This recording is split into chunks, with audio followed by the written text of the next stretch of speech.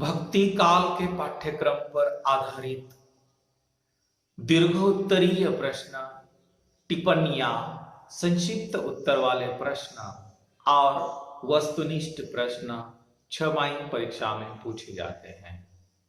बच्चों, आज हमें भक्ति काल के हर एक टॉपिक पर दीर्घोत्तरीय प्रश्न 14 अंक के लिए कैसे पूछे जाते हैं उसके बारे में थोड़ी सी चर्चा करनी है। बच्चों, भक्ति काल का पहला टॉपिक जो है वह भक्ति काल की परिस्थितियां अवली पृष्ठभूमि। बच्चों, मैंने इसके पहले भी आप लोगों को बता दिया है कि परिस्थिति का अर्थ पृष्ठभूमि और पृष्ठभूमि का अर्थ परिस्थिति। बच्चों, भक्ति काल की 4 परिस्थितियां हैं, यानी 4 पृष्ठभूमियां हैं। भक्ति काल की राजनीतिक, धार्मिक, सामाजिक और साहित्यिक पृष्ठभूमि। इस टॉपिक के आधार पर आप लोगों को 2 प्रश्न या 4 प्रश्न हो सकते हैं। बच्चों, कभी कभी आप लोगों को भक्ति काल की जो चारों परिस्थितियां है या पृष्ठभूमि है उसी को लेकर दीर्घोत्तरीय प्रश्न पूछा जाता है। कभी कभी तो भक्ति काल की केवल 3 परिस्थितियां पूछी जाती है या कभी कभी भक्ति काल की केवल 2 परिस्थितियां पूछी जाती है। तो बच्चों, भक्ति काल की जो परिस्थितियां है उसी पर आधारित दीर्घोत्तरीय प्रश्न कैसे हो सकते हैं उसके बारे में हमें देखना है। बच्चों, पहला प्रश्न, दीर्घोत्तरीय प्रश्न इस टॉपिक पर इस तरह का हो सकता है: भक्ति काल की राजनीतिक, धार्मिक और सामाजिक परिस्थितियों पर प्रकाश डालिए। इसी टॉपिक पर और एक प्रश्न हो सकता है: भक्ति काल की राजनीतिक एवं धार्मिक पृष्ठभूमि को स्पष्ट कीजिए। कभी कभी केवल भक्ति काल की जो परिस्थितियां है वह केवल 2 परिस्थितियां पूछी जाती है। वह प्रश्न कैसा हो सकता है? भक्ति काल की राजनीतिक, धार्मिक और साहित्यिक पृष्ठभूमि स्पष्ट कीजिए। और एक प्रश्न हो सकता है: भक्ति काल की सामाजिक एवं साहित्यिक स्थिति को स्पष्ट कीजिए। स्थिति यानी परिस्थिति, परिस्थिति यानी पृष्ठभूमि। बच्चों, भक्ति काल में भक्ति की 2 धाराएं प्रवाहित हुई थी, एक सगुण भक्ति धारा और दूसरी निर्गुण भक्ति धारा। सगुण भक्ति धारा की भक्ति की 2 शाखाएं प्रवाहित हुई थी, एक राम भक्ति शाखा और दूसरी कृष्ण भक्ति शाखा। निर्गुण भक्ति धारा की 2 भक्ति की शाखा प्रवाहित हुई थी, एक ज्ञानाश्रयी शाखा यानी संत काव्य की परंपरा और दूसरी प्रेमाश्रयी शाखा यानी सूफी संतों का प्रेम काव्य। सगुण भक्ति धारा की जो भक्ति की 2 शाखा है, एक राम भक्ति शाखा और कृष्ण भक्ति शाखा। राम भक्ति शाखा पर आधारित अत्यंत महत्वपूर्ण प्रश्न, दीर्घोत्तरीय प्रश्न परीक्षा में पूछा जाता है। राम भक्ति शाखा पर किस तरह का प्रश्न हो सकता है? प्रश्न पूछने की पद्धत अलग अलग होती है, टॉपिक तो वही होता है, उसका उत्तर तो वही होता है, एक ही होता है, परंतु प्रश्न अलग अलग प्रकार से पूछा जा सकता है। राम भक्ति शाखा पर प्रश्न कैसा हो सकता है? देखो बच्चों, राम भक्ति शाखा का परिचय देते हुए उसकी विशेषताएं स्पष्ट कीजिए। बच्चों, राम भक्ति काव्य जो है या राम भक्ति शाखा जो है या राम भक्ति साहित्य जो है उसकी लगभग 14 विशेषताएं यानी प्रवृत्तियां विद्वानों ने मानी है। यह प्रश्न अत्यंत इंपॉर्टेंट होता है। इसी पर आधारित यानी इस टॉपिक पर आधारित आप लोगों को प्रश्न, दीर्घोत्तरी प्रश्न इस तरह का भी पूछा जा सकता है: भक्ति कालीन राम भक्ति साहित्य की प्रमुख प्रवृत्तियों पर प्रकाश डालिए। और एक प्रश्न हो सकता है इस टॉपिक पर: राम भक्ति काव्य की प्रवृत्तियां विशद कीजिए। विशद कीजिए इसका अर्थ है स्पष्ट कीजिए। इस टॉपिक पर और एक प्रश्न हो सकता है, राम भक्ति काव्य धारा की विशेषताओं को स्पष्ट कीजिए। और इस पर और भी एक प्रश्न हो सकता है, भक्तिकालीन राम भक्ति साहित्य की प्रमुख प्रवृत्तियों पर प्रकाश डालते हुए उसमें संत कवि तुलसीदास के योगदान को स्पष्ट कीजिए।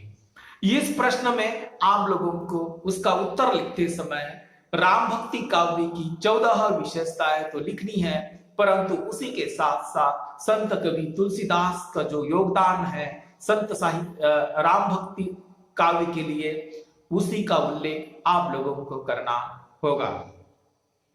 सगुण भक्ति धारा की दूसरी भक्ति की शाखा है कृष्ण भक्ति शाखा। कृष्ण भक्ति शाखा के प्रमुख कवि सूरदास माने जाते हैं। इस टॉपिक पर आप लोगों को दीर्घोत्तरी प्रश्न दो प्रकार से पूछा जा सकता है। एक, कृष्ण भक्ति काव्य की सामान्य प्रवृत्तियों का परिचय दीजिए। इसी टॉपिक पर और एक प्रश्न हो सकता है, कृष्ण भक्ति साहित्य की विशेषताएं बताइए। यह भी प्रश्न पूछा जा सकता है, या कभी कभी ऐसा भी प्रश्न पूछा जा सकता है कि कृष्ण भक्ति साहित्य की विशेषताएं बताकर सूरदास के साहित्य का परिचय दीजिए। यानी इस प्रश्न के उत्तर में आप लोगों को कृष्ण भक्ति शाखा की जो प्रवृत्तियां है उसी को तो लिखना होगा, परंतु उसी के साथ साथ संत कवि सूरदास का जो साहित्य है उसका जो ग्रंथों का उल्लेख है वही आप लोगों को लिखना होगा या करना होगा। अगला टॉपिक जो है, भक्ति काल की निर्गुण भक्ति धारा जो है उसकी दो शाखाएं है। एक ज्ञान मार्ग की शाखा यानी संत काव्य, दूसरी प्रेम मार्ग की शाखा यानी सूफी संतों का प्रेम काव्य। ज्ञान मार्ग की शाखा पर यानी उस टॉपिक पर आप लोगों को दीर्घोत्तरीय प्रश्न इस तरह का पूछा जा सकता है, भक्ति कालीन ज्ञान मार्गी काव्य धारा की प्रमुख विशेषताओं को स्पष्ट कीजिए। इसी टॉपिक पर आप लोगों को प्रश्न पूछने की पद्धत देखो कैसी है। प्रश्न तो एक ही होता है, उसका उत्तर तो आप लोगों को एक ही लिखना होगा। और प्रश्न इस तरह का पूछा जा सकता है कि संत काव्य की सामान्य विशेषताओं के संदर्भ में कबीर के योगदान को स्पष्ट कीजिए। संत काव्य की जो 13 या 14 विशेषताएं हैं वही तो आप लोगों को लिखनी होगी, परंतु संत कबीरदास का जो योगदान है उसी का उल्लेख आप लोगों को करना होगा। उसी का उल्लेख आपको करना तो होगा, लेकिन कबीरदास का योगदान जो है वह उसका अभ्यास आप लोगों को कबीरदास की जो टिप्पणी है उसी के आधार पर करना होगा। इसी टॉपिक पर प्रश्न इस तरह का भी पूछा जा सकता है कि भक्ति कालीन ज्ञान मार्गी शाखा अथवा साहित्य की प्रवृत्तियां विशद कीजिए। इस टॉपिक पर और एक प्रश्न हो सकता है बच्चों, संत काव्य की सामान्य विशेषताओं को स्पष्ट लिखिए। इस तरह निर्गुण भक्ति धारा की दूसरी जो शाखा है उसी को हम प्रेमाश्रयी शाखा या प्रेम मार्गी शाखा या सूफी संतों का प्रेम काव्य कहते हैं। इस टॉपिक पर आप लोगों को दीर्घोत्तरीय प्रश्न इस तरह का पूछा जा सकता है, प्रेम मार्गी काव्य धारा की प्रमुख विशेषताओं का परिचय दीजिए। इसी टॉपिक पर आप लोगों को इस तरह का प्रश्न पूछा जा सकता है, प्रेम मार्गी काव्य धारा का परिचय देते हुए उसमें कवि जायसी का स्थान निर्धारित कीजिए। इस टॉपिक पर आप लोगों को इस तरह का प्रश्न हो सकता है, सूफी प्रेमाश्रयी काव्य की विषयगत और शैलीगत प्रवृत्तियों का परिचय दीजिए। बच्चों यह जो प्रश्न है इस प्रश्न को आप लोग व्यवस्थित समझो। सूफी प्रेम काव्य की विषयगत और शैलीगत प्रवृत्तियों का परिचय दीजिए। सूफी प्रेम काव्य की जो 14 विशेषताएं है वह विषयगत है और शैलीगत है। यानी प्रारंभ की 7 प्रवृत्तियां जो है, 7 विशेषता जो है वह विषयगत है और बाकी जो 7 है वह शैलीगत प्रवृत्तियां हैं। प्रश्न पूछने की पद्धत अलग अलग है, परंतु टॉपिक और उसका उत्तर एक ही होगा। इस टॉपिक पर आप लोगों को इस तरह का ही प्रश्न पूछा जा सकता है, प्रेमाश्रयी शाखा की सामान्य विशेषताएं स्पष्ट लिखिए। अगला प्रश्न हो सकता है, प्रेम मार्गी साहित्य की प्रवृत्तियां विशद कीजिए। सूफी प्रेम काव्य की विशेषताएं स्पष्ट कीजिए। अगला प्रश्न हो सकता है, भक्ति कालीन प्रेमाश्रयी शाखा तथा प्रेम काव्य की विशेषताएं लिखिए। अगला प्रश्न हो सकता है, प्रेमाश्रयी काव्य धारा की प्रमुख विशेषताओं का परिचय दीजिए। बच्चों लगभग 7-8 प्रश्न मैंने आप लोगों को प्रेम मार्गी शाखा पर बता दिए। प्रश्न एक ही है, प्रश्न पूछने की पद्धत अलग अलग है, परंतु उसका उत्तर आप लोगों को एक ही लिखना होगा। एक ही टॉपिक पर कई तरह से प्रश्न पूछे जा सकते हैं। यह हो गए भक्ति काल पर आधारित दीर्घोत्तरीय प्रश्न। बच्चों भक्ति काल पर टिप्पणियां लगभग 17 टिप्पणियां हो सकती है। उनमें से 4 टिप्पणियां 100% पूछी जा सकती है। और इन 17 टिप्पणियों में से इंपॉर्टेंट टिप्पणियां कौन सी होती है, किस पर अधिक फोकस किया जा सकता है, आपको भी फोकस किस पर करना है। परीक्षा में साधारणतः 99% किस पर टिप्पणी पूछी जाती है, यह भी मैं आप लोगों को बताने वाला हूं। बच्चों भक्ति काल पर जो टिप्पणियां हैं, वह भक्ति काल की जो 4 परिस्थितियां है, वो राजनीतिक, धार्मिक, सामाजिक और साहित्यिक, हर एक परिस्थिति पर टिप्पणी पूछी जा सकती है। वह किस तरह की होगी? भक्ति काल की राजनीतिक पृष्ठभूमि, भक्ति काल की धार्मिक पृष्ठभूमि, भक्ति काल की सामाजिक परिस्थिति, भक्ति काल की साहित्यिक पृष्ठभूमि। बच्चों भक्ति काल के लगभग 6 कवि हैं और 2 रचनाएं हैं। यह परीक्षा के लिए इंपॉर्टेंट होते हैं।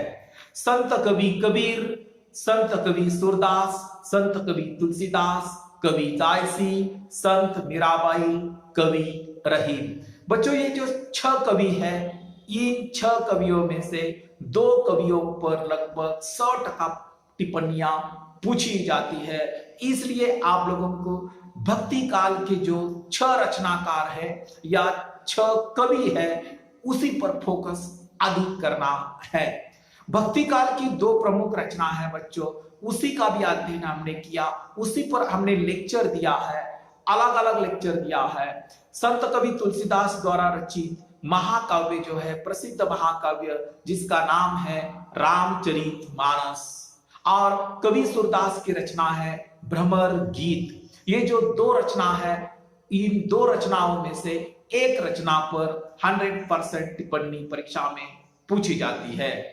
अगली टिप्पणी इस तरह की हो सकती है, राम काव्य की विशेषताएं।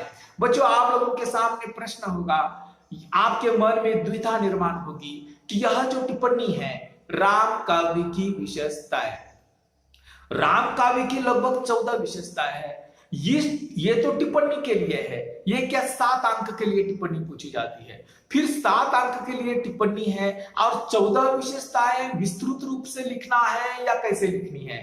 तो बच्चों टिप्पणी के रूप में यह राम काव्य की विशेषताएं पूछी गई होगी 7 अंक के लिए, तो आप लोगों को 14 विशेषताएं राम काव्य की विस्तार से लिखने की आवश्यकता बिल्कुल नहीं है। केवल 14 विशेषताओं का शीर्षक आपको लिखना होगा, बाकी कुछ नहीं। 1 2 3 4 5 6 7 8 9 10 11 12 13 14 और उसके सामने आप लोगों को राम काव्य की विशेषताओं का टाइटल देना है, शीर्षक लिखना है। अगली टिप्पणी हो सकती है कृष्ण काव्य की प्रवृत्तियां। बच्चों कृष्ण काव्य की 14 प्रवृत्तियां मानी गई है, इसमें टिप्पणी के रूप में पूछा गया है, तो विस्तार से लिखने की जरूरत नहीं है। केवल आप लोगों को 14 कृष्ण काव्य की प्रवृत्तियां एक के नीचे एक उसका शीर्षक लिखना है।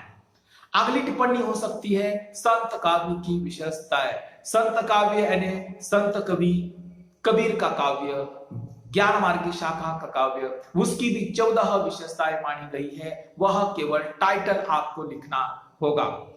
अगली टिप्पणी है सूफी प्रेम काव्य की विशेषताएं। आप लोगों के बाद ध्यान में आई होगी कि टिप्पणी के रूप में यह पूछा गया है, इसका मतलब केवल उसका शीर्षक लिखना है। और अंतिम टिप्पणी है राम भक्ति परंपरा के राम। इसमें आप लोगों को राम भक्ति शाखा की जो प्रस्तावना है, वह प्रस्तावना केवल आपको इसमें यानी इस टिप्पणी में लिखना है। इस तरह से लगभग 17 टिप्पणियां हो सकती है, परंतु 17 टिप्पणियां महत्वपूर्ण नहीं हो सकती। आप लोग अधिक से अधिक फोकस आप लोगों को 6 संत कवियों पर करना है और उनकी 2 रचनाओं पर करना है, अधिक ध्यान देना है। भक्तिकालीन पाठ्यक्रम पर आधारित संक्षिप्त उत्तर वाले प्रश्न। संक्षिप्त उत्तर इसका मतलब है 2, 4 या 5, 6 पंक्ति में उसका उत्तर लिखना। यह प्रश्न 2 अंक के लिए पूछा जाता है। 2 अंक के लिए प्रश्न है तो उसका उत्तर भी 2 अंक के जैसा ही होना चाहिए। विस्तारित टिप्पणी के रूप में नहीं लिखना है, अपना समय आपको बर्बाद नहीं करना है। भक्ति काल पर आधारित संक्षिप्त उत्तर वाले प्रश्न इस तरह के हो सकते हैं। पहला प्रश्न है भक्ति काल की राजनीतिक स्थिति का संक्षेप में परिचय दीजिए। बच्चों, भक्ति काल की जो राजनीतिक परिस्थिति है वह जो मैंने लिख कर दिया है आपको या आप लोगों को मैंने जो नोट्स दिए हैं, भक्ति काल की राजनीतिक परिस्थिति जो है उसके प्रारंभ की 4-5 पंक्ति आपको इसमें लिखनी होगी। दूसरा प्रश्न है भक्ति काल की धार्मिक पृष्ठभूमि का संक्षेप में परिचय दीजिए। भक्ति काल की जो धार्मिक परिस्थिति है वह प्रारंभ के 3-4 पंक्तियां आप लोग इसमें लिख सकते हो। भक्ति काल की सामाजिक परिस्थिति का संक्षेप में परिचय दीजिए। भक्ति काल की जो सामाजिक परिस्थिति है वह 4-5 पंक्ति में आप लोग इसका उत्तर लिख सकते हो।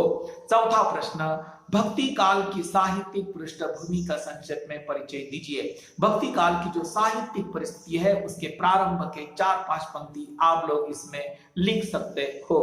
पांचवा जो प्रश्न है वह संत कबीर के व्यक्तित्व की किन्हीं 2 विशेषताओं को लिखिए। बच्चों, संत कबीर का जो व्यक्तित्व है या कृतित्व है, प्रारंभ में ही जो संत कबीर का जो संत कबीर पर आधारित जो टिप्पणी मैंने लिख कर दी है, उस टिप्पणी में इस प्रश्न का उत्तर लिखा हुआ है। कबीर का जो व्यक्तित्व है उसके चरित्र की जो विशेषता है कि कबीर अत्यंत उदार थे, निर्भीक थे, सत्यवादी, प्रेम के समर्थक, संतोषी, अहिंसा, बाह्य आडंबर विरोधी, क्रांतिकारी, समाज सुधारक थे। यह उनका व्यक्तित्व है। यही उत्तर आपको लिखना होगा। छठा प्रश्न है कबीर काव्य के सामाजिक पक्ष पर प्रकाश डालिए। यानी कबीर ने अपने काव्य में समाज को लेकर, समाज पर आधारित उन्होंने जो काव्य लिखा है उसी का उल्लेख आपको करना होगा। इस प्रश्न का उत्तर ऐसा होगा, कबीर ने समाज में शांति, स्थैर्य और धर्म निरपेक्षता का प्रचार किया। कबीर ने हिंदू और मुसलमानों के परस्पर जो वैमनस्य था उस वैमनस्य को मिटाने का काम अपने काव्य के माध्यम से किया। यानी निम्न जाति के लोगों के लिए जो धर्म का मार्ग है वह सहज प्राप्त कराया। यानी कबीर ने समाज के लिए जो काम किया है उसी का उल्लेख आपको इस प्रश्न के उत्तर में करना होगा। सातवां प्रश्न है समाज सुधारक के रूप में कबीर का महत्व समझाइए। बच्चों, कबीर उस युग का गांधी कहा गया है। कबीर के समय समाज में अंधविश्वास फैला हुआ था। समाज में कर्मकांड, विधि विधान, कुरीतियां, दुष्ट प्रवृत्तियां समाज में प्रचलित थी और इन परंपराओं को नष्ट करने का काम कबीर ने किया है अपने काव्य के माध्यम से।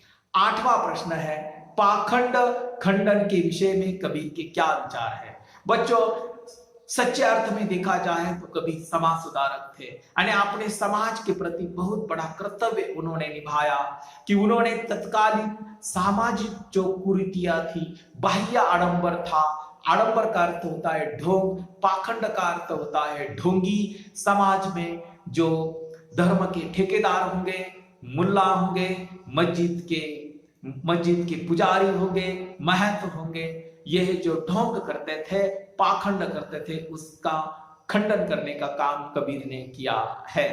9वां प्रश्न है, कबीर के भक्त रूप को संक्षेप में स्पष्ट कीजिए। बच्चों, कबीर ने राम की भक्ति की, परंतु कबीर के राम ये दशरथ राजा के पुत्र न होकर उस परमात्मा का प्रतीक है। उस परमात्मा को पुकारने के लिए उन्होंने राम शब्द का प्रयोग किया।